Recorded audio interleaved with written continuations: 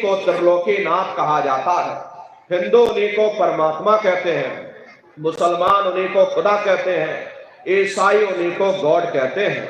ये जल एक है। जल को चाहे आप पानी कह लो, चाहे आप वाटर कह लो, चाहे आप नीर कह लो, इसी तरह बनो वो परमात्मा एक है। हम लोग लफ्जों के झगड़े में उलझे हैं।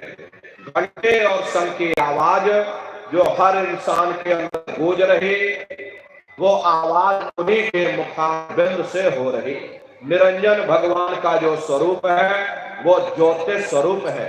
हजार बाती की अखंड ज्योति वहां पर बराबर जल रही है।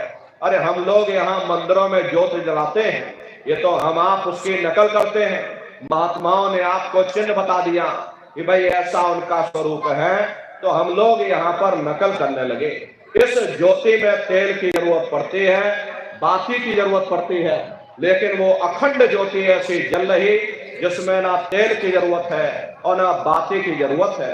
अरे महात्माओं ने लिखा है, उल्टा कुआ गगन में तिसमें जरे चिराग और तिसमें जरे चिराग, बिना रोगन बिन बाती और 6 ऋतु 12 मास जरत रहे दिन राती।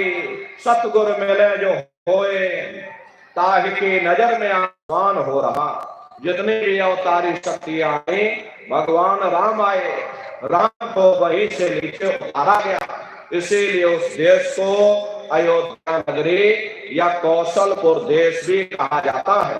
अरे गोस्वामी महाराज जब साधना करके वहां पहुंचे, कभी गोस्वामी महाराज ने रामचरितमानस में लिख दिया। देखो प्रेमी भाई बहनों, रामचरितमानस में गोस्वामी जी महाराज ने जो भी लिखा है वो सब अंतर का भेद लिखा। जब उन्होंने साधना किया और साधना करके अब ऊपर गए, जो कुछ उन्होंने ऊपर जाकर देखा वो रामचरितमानस में लिख दिया। क्या उन्होंने लिखा? देखिए गोस्वामी जी महाराज रामचरितमानस में लिखते हैं कि मोद्यो नैन कृष्ट में भयो उन चितवत कौशलपुर गयो। जब मैंने अपने बाहर की आंख बंद की, मेरी अंतर की आंख खुल गई और मैं क्या देख रहा हूं, मैं कौशलपुर देश में पहुंच गया। मोहे विलोक राम मुस्काई, मुझे देख करके भगवान राम प्रसन्न हो गए। उन्होंने ऊपर जाने का मुझे रास्ता दे दिया।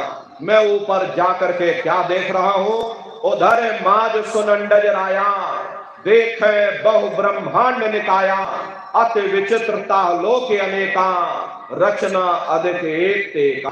विचित्र विचित्र भांत के वहां पर लोक बने हुए, एक से बढ़कर सुंदर सोने के वहां पर महल बने जिनकी शोभा अवर्णीय है। प्रेमी भाई बहनों, वो असली अयोध्या नगरी है, वो भगवान राम का असली देश है। जब आप लोग साधना करके वहां पहुंचोगे और अपनी दिव्य दृष्टि से उस अयोध्या नगरी को जब आप स्वयं देखोगे, अरे तुम देखते रह जाओगे। ये क्या ईश्वर!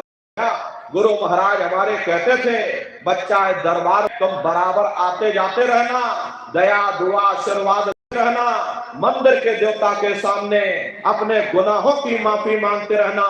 समय न मिले महीने में आ जाओ, महीने में समय न मिल पाए 6 महीने में आ जाना, 6 महीने में समय न मिल पाए साल भर में आ जाना।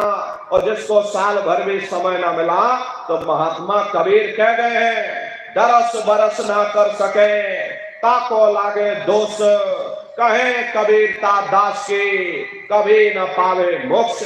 गुरु महाराज ने मन से कहा कि नर नारियों, मैंने जो कुछ पाया है वो अपने गुरु की बदौलत ही। तुम मेरे गुरु को भुला दोगे, बच्चा मैं तुमको भुला दूंगा।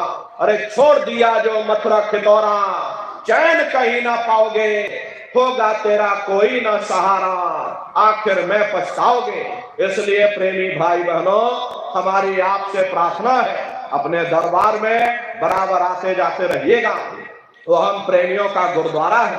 देखो शंकर भगवान और पार्वती जी उत्तराखंड की तरफ चले जा रहे थे। चलते चलते शंकर जी ने जमीन पर लेट करके दंडवत प्रणाम किया। पार्वती जी ने पूछा कि भगवान ये बताइए कर रहे तब शंकर जी ने उत्तर दिया, पार्वती या भूमि की क्या